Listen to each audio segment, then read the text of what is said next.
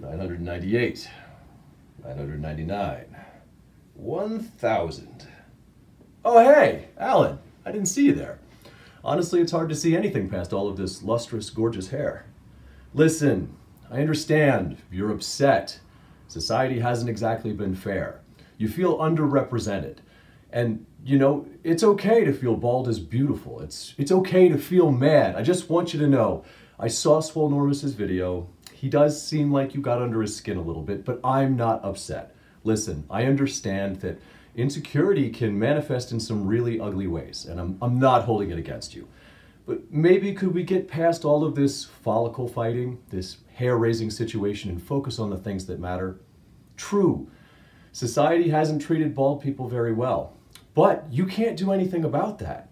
And the truth is, at the end of the day, we're all gonna end up bald. I mean, honestly, for me, that'll probably be on my rotting corpse in my casket, but you know what? In the end, we're all equal.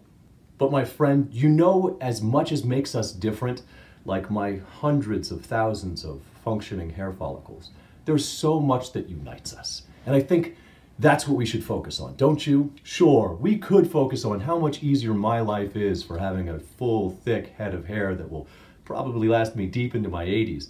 But that's not constructive, is it? When there are bigger problems out there, like a burgeoning fat acceptance movement that is convincing people that you can be healthy at any size and conflating accepting obesity and morbid obesity as body positivity.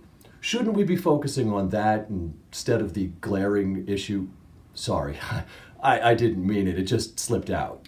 Oh, I'm so sorry. I promised myself I wasn't gonna do that. I promised myself I wasn't gonna make any bald jokes. They're just such low-hanging fruit, like the top of your head. Okay, maybe one or two. Is he bald or just so ugly his hair ran away from his face? Hey guys, I've got a bright idea. Wait, never mind. That's just the shine from Alan's head. What does Alan's hair and the Mason-Dixon have in common? They're both imaginary lines you can only read about in history books. Okay. That's enough color commentary for me, all jokes aside. Alan makes an extremely important point, using bald acceptance to frame the healthy at any size movement and the body positivity movement being conflated with fat acceptance.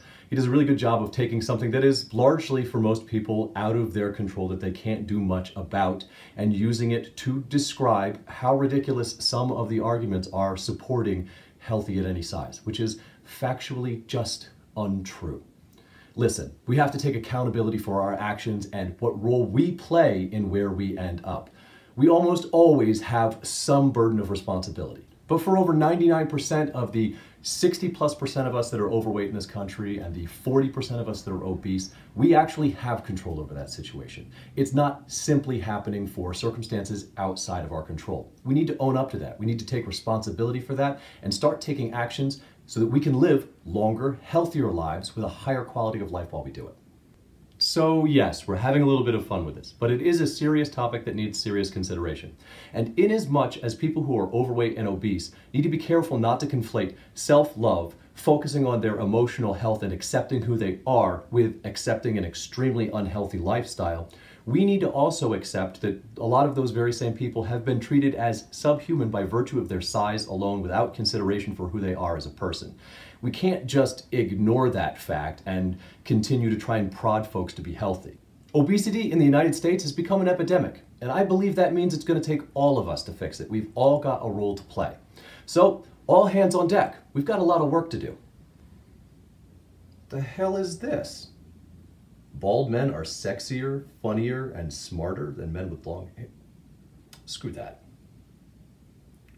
Men with long hair and beards have the smallest testicles? Who wrote this shit? You son of a bitch.